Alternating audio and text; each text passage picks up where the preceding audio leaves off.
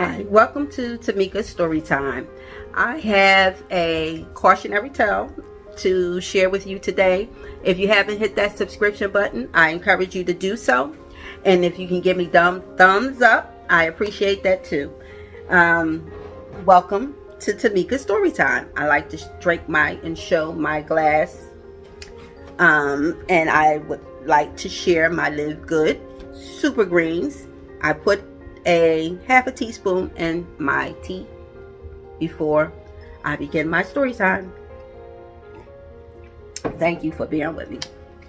This particular story is about a couple who share a testimony, if you will, with me in regards to this surprise trip that this particular couple went on.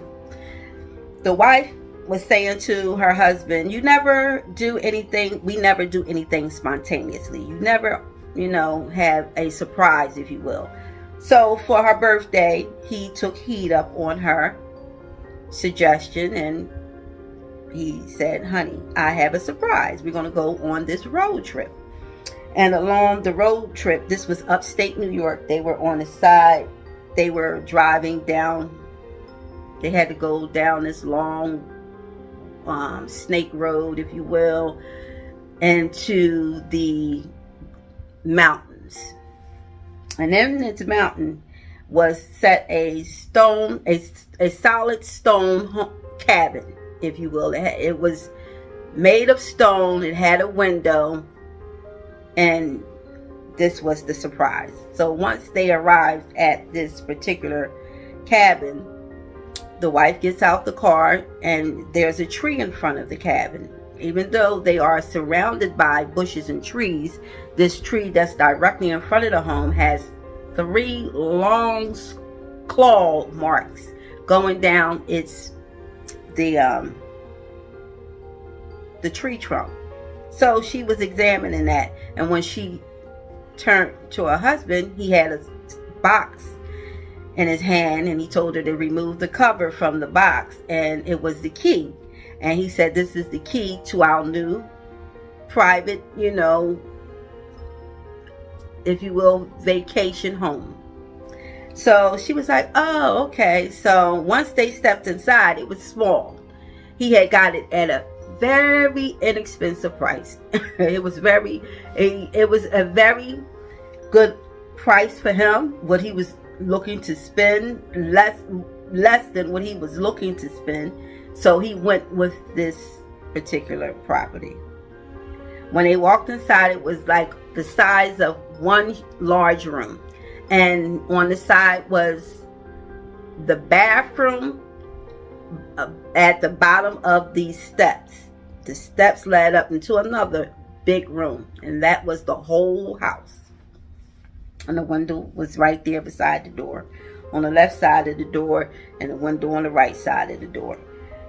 And she walks in and she examines the house, and is white walls, but on each white wall, on 3, it was 3 huge walls.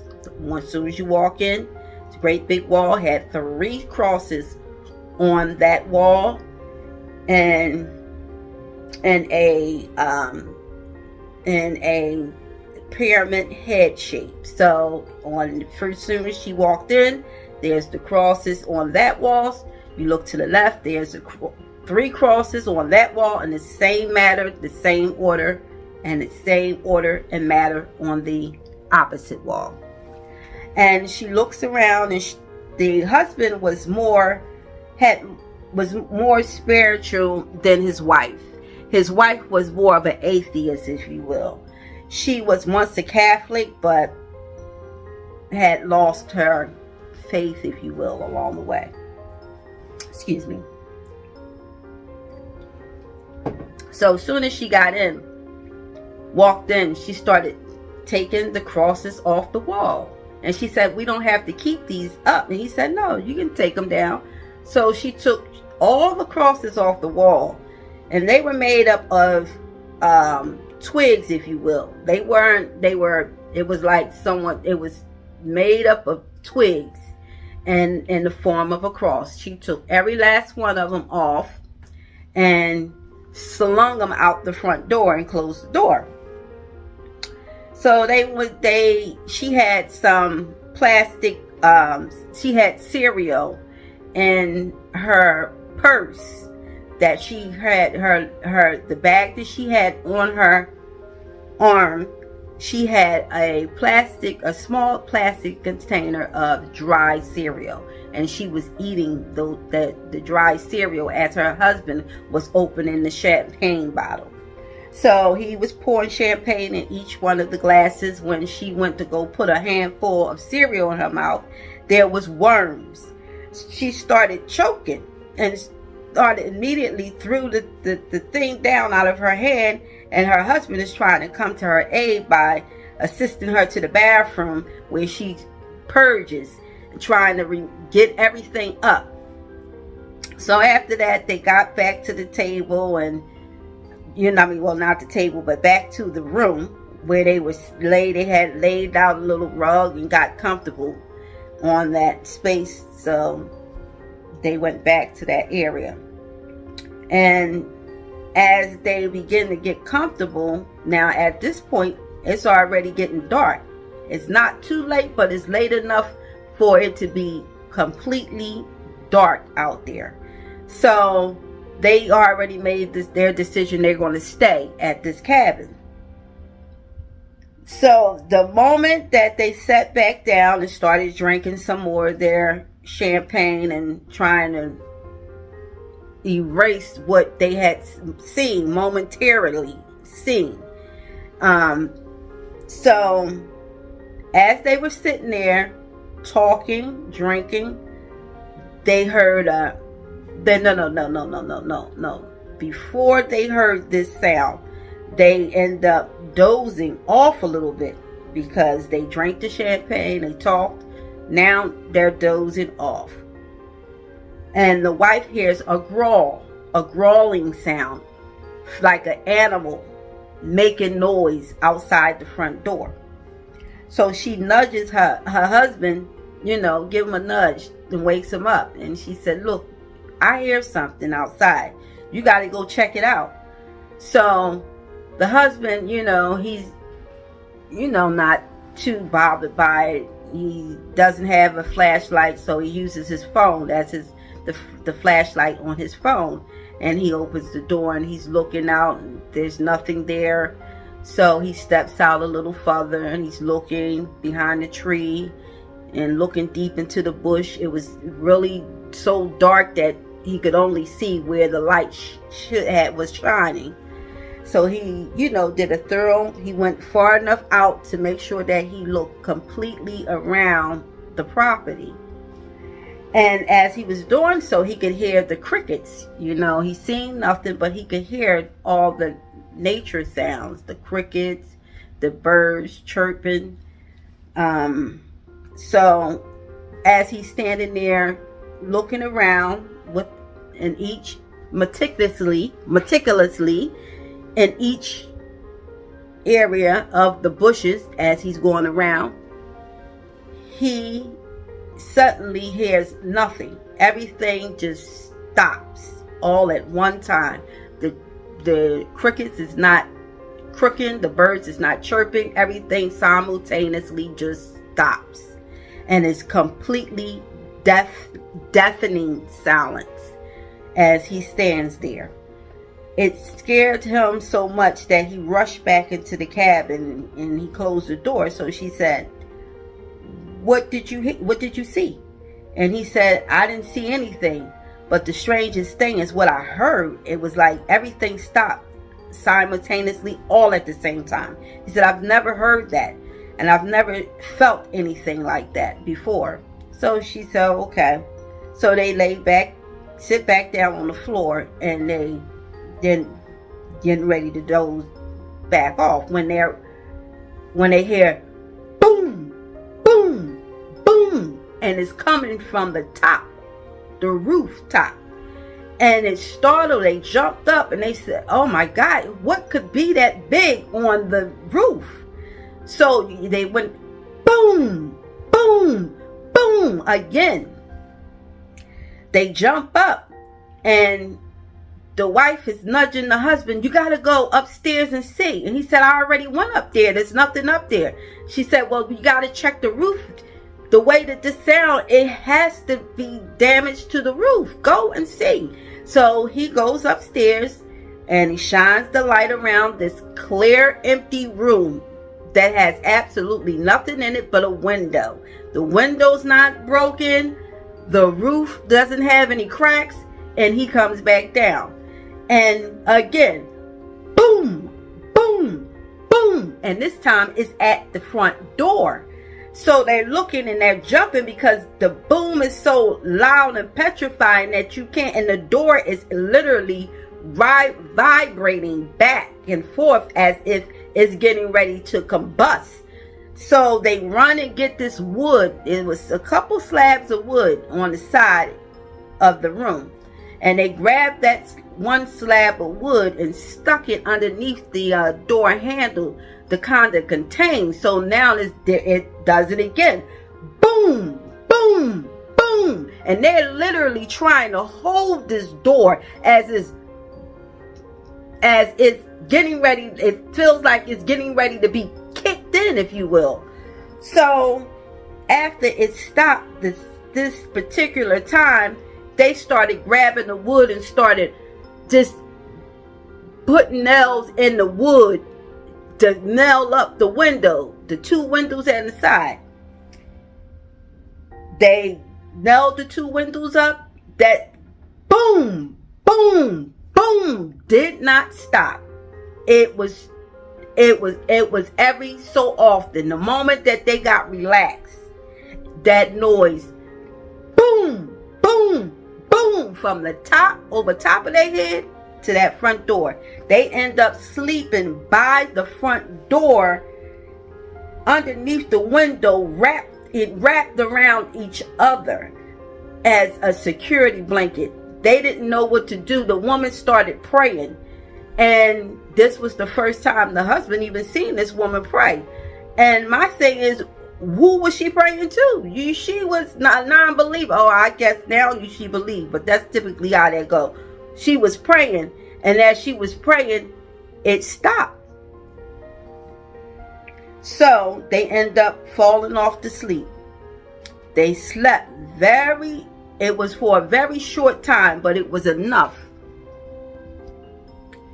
They slept very lightly, but it was enough sleep for them to get a little bit of peace. So soon as they seen an ounce of daylight, they jumped up. And when they jumped up, they looked up. On the wall was all of the crosses this lady threw out the front door, and back on each wall in the same order that it was the same order that it was when she walked in that place, but they all was upside down.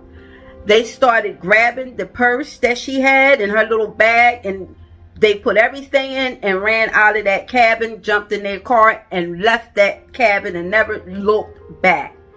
The woman went to the hospital because she started bleeding. She didn't even know that she was 2 months pregnant.